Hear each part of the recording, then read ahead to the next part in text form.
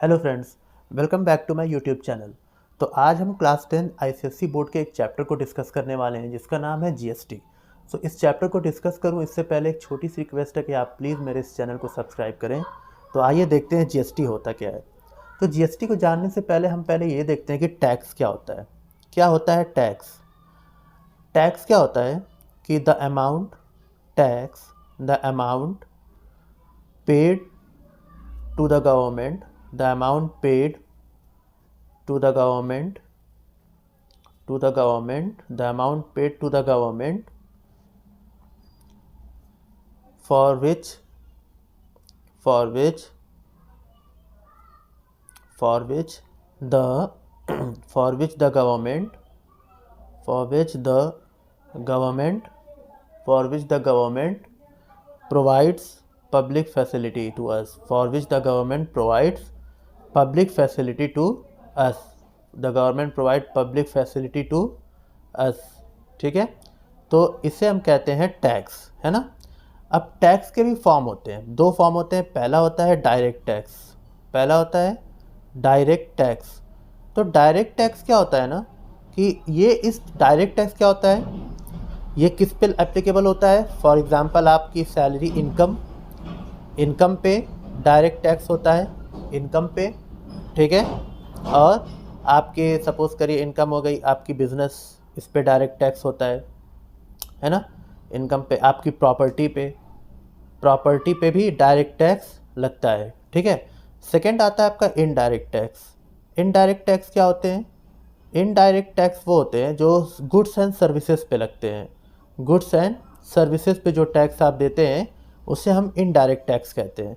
अब गुड्स में भी तो सपोज़ करिए आप गुड्स में मटेरियल हो गया, कोई भी मटेरियल आप ले लीजिए, चाहे ये पेन या कॉपी जिससे मैं ये वीडियो बना रहा हूँ, मोबाइल, ये सारे मटेरियल्स गुड्स में ही आते हैं और इस पर टैक्स भी लगता है। सर्विसेज में आप पब्लिक फैसिलिटी ले लीजिए, आप पब्लिक फैसिलिटी हो गई, या फिर आप एंटरटेनमेंट ले लीजिए, आप मूवीज़ देखने जाते हो तो टिकट आप खरीदते हो, उस पर भी टैक्स लगते हैं। आप म्यूज़ियम जाते हो, वहाँ जब टिकट लेते हो तो वहाँ भी टैक्स लगता है।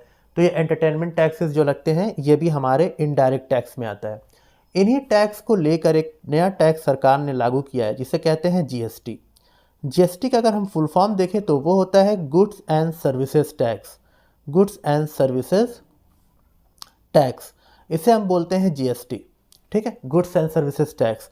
अगर आपने रिसेंटली कोई सामान ख़रीदा होगा तो आपको जो स्लिप मिली होगी, आपको जो रिसीट मिली होगी, उस रिसीट में देखेंगे आप कि आपको SGST लिखा दिखाई देगा, CGST लिखा दिखाई देगा, या कभी कभी IGST भी लिखा दिखाई देता है आपको। तो ये CGST, SGST और IGST क्या होता है इसके बारे में हम देख लेते हैं अब। तो ये जो GST का टाइप होता है, पहला है CGST का मतलब होता है central goods and services tax. ये वो टैक्स होता है जो सरकार, जो केंद्र में जो सरकार, जो सेंटर में जो गवर्नमेंट है, फॉर एग्जांपल बीजेपी, ये वो टैक्स है जो वो हमसे लेती, जो बीजेपी कलेक्ट करती है। सपोज कर जो सेंटर में कोई भी गवर्नमेंट है वो कलेक्ट करती है। SGST जो होता है, एसजीएसटी हमारा वो टैक्स होता है जो हमसे स्टेट लेती है। SGST कौन लेता है? स्टेट। तो हम इसका फुल फॉर्म लिख देंगे state goods and services tax,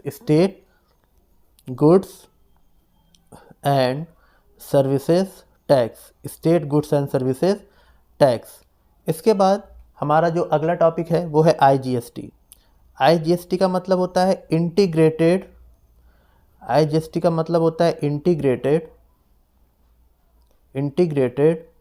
goods and services tax,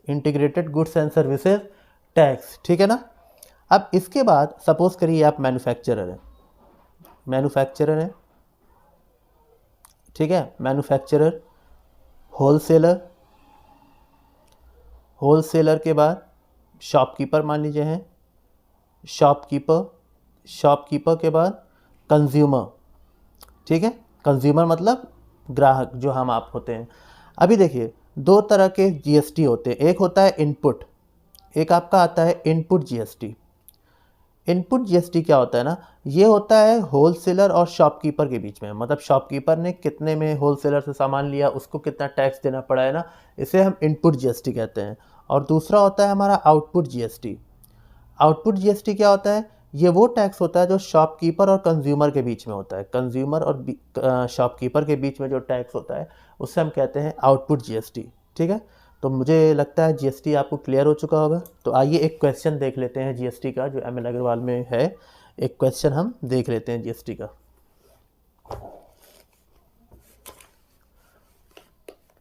तो देखिए हमारे सामने एक क्वेश्चन है, A shopkeeper buy goods worth 4,000 and sells these at a profit of 20% to a consumer in the same state। अच्छा, यहाँ पे एक चीज़ ध्यान देने वाली है, सेम स्टेट। अभी सेम स्टेट में क्या होता है ना, वो भी मैं आपको कॉन्सेप्ट बता देता हूँ, मिस हो गया मुझसे। सेम स्टेट क्या होता है? देखिए, जो आईजीएसटी होता है ना, आईजीएसटी ये क्या होता है ना, सपोज करिए ए है, ठीक है, ए हमारा दिल्ली में रहता है। ए हमारा कहाँ रहता है? दिल्ली में। ठीक है, अब ए ने एक फैक्ट्री खोली है, ए ने एक फैक्ट्री लगाई है, और ए ने क्या कहा है कि वो हमारा जो सामान है ना वो दिल्ली, गुजरात, है ना, गुजरात, यूपी, एमपी, हर जगह हमारा सामान बिकेगा। तो जब दिल्ली से कोई प्रोडक्ट गुजरात में सेल हो रहा है, या दिल्ली से जो प्रोडक्ट यूपी में सेल हो रहा है या एमपी में सेल हो रहा है ना, तो ये इंटर स्टेट हो रहा है। क्या हो रहा है? इंटर स्टेट हो रहा है। और इंटर स्टेट का मतलब होता है, जब इंटर स्टेट की हम बात करते हैं ना, तो इंटर स्टेट का मतलब होता है कि जो हमारा टैक्स है वो आईजीएसटी लगेगा। क्या लगेगा? आईजीएसटी। इसे हम कहते हैं इंटर स्टेट। तो जहाँ पे सेम स्टेट होता है वहाँ आईजीएसटी ज़ीरो होता है, और जहाँ पे अलग अलग स्टेट होगा वहाँ पे आईजीएसटी हमारा लगेगा। तो अभी फ़िलहाल हम इस क्वेश्चन में देखते हैं कि यहाँ पे सेम स्टेट है, तो सेम स्टेट का मतलब हमारा आईजीएसटी नील होगा। ठीक है ना? If GST is charge at 5%, find the selling price of the good. अब देखिए यहाँ पे हमें क्या करना है ना, selling price of the goods, हमें गुड्स का सेलिंग प्राइस निकालना है। ठीक है ना? आइए देखते हैं। तो पहला पार्ट क्या है? Selling price. अच्छा, आपने क्लास 8 में भी पढ़ा होगा कि सेलिंग प्राइस मार्क प्राइस पे कॉस्ट लगता है ना? तो यहाँ पे आप देखेंगे कि मार्क प्राइस कितना दिया हुआ है आपका? 4,000। ठीक है ना? 4,000 है आपका। ठीक है, प्रॉफिट है आपका कितना? प्रॉफिट है आपका 20%। 20% का आपका प्रॉफिट है। ठीक है ना? तो सबसे पहले हमें प्रॉफिट की वैल्यू निकाल लेते हैं। तो प्रॉफिट कितना हो जाएगा हमारा? 4,000 इंटू 20 अपॉन 100। ठीक है ना? 0000 कैंसिल, 4 टू द 800। 800 रुपीज़ का हमारा प्रॉफिट है। और सेलिंग प्राइस कितना होगा? MP plus profit. MP plus profit, ये हमारा सेलिंग प्राइस हो जाएगा। तो MP मार्क प्राइस कितना है? 4,000। और प्रॉफिट हमारा कितना हो रहा है? प्रॉफिट हमारा हो रहा है 800 का। तो हमारा सेलिंग प्राइस कितना होगा? 4,800 रुपीज़। 4,800 रुपीज़ हमारा क्या होगा? Selling price. 4,800 रुपीज़ हमारा क्या आ रहा है? Selling price. अभी देख लेते हैं सेकेंड पार्ट हमारा क्या बोल रहा है? CGST। सेकेंड पार्ट हमारा CGST है। अभी देखो CGST और SGST कितना होगा। देखिए CGST एंड SGST, एक चीज़ आप समझ लीजिए, CGST और SGST दोनों सेम होता है। जितना CGST आएगा उतना ही SGST आएगा। अभी यहाँ पे GST इज चार्ज एट 5% है। GST कितना है?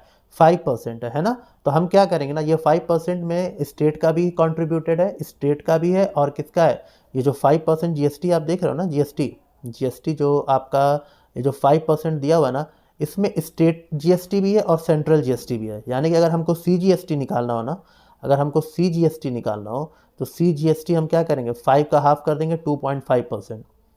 2.5% ऑफ सेलिंग प्राइस।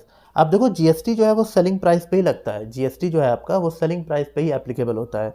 तो देख लेते हैं हम। 2.5 का मतलब हम लिख सकते हैं 25/1000। कैसे? बाई परसेंटेज पे तो 100 होता है, परसेंटेज को जब फ्रैक्शन में कन्वर्ट करेंगे तो 100 ही होगा। और क्योंकि यहाँ पे डेसिमल था तो नीचे हमने 1000 लगा दिया। और सेलिंग प्राइस कितना है आपका? 4,800।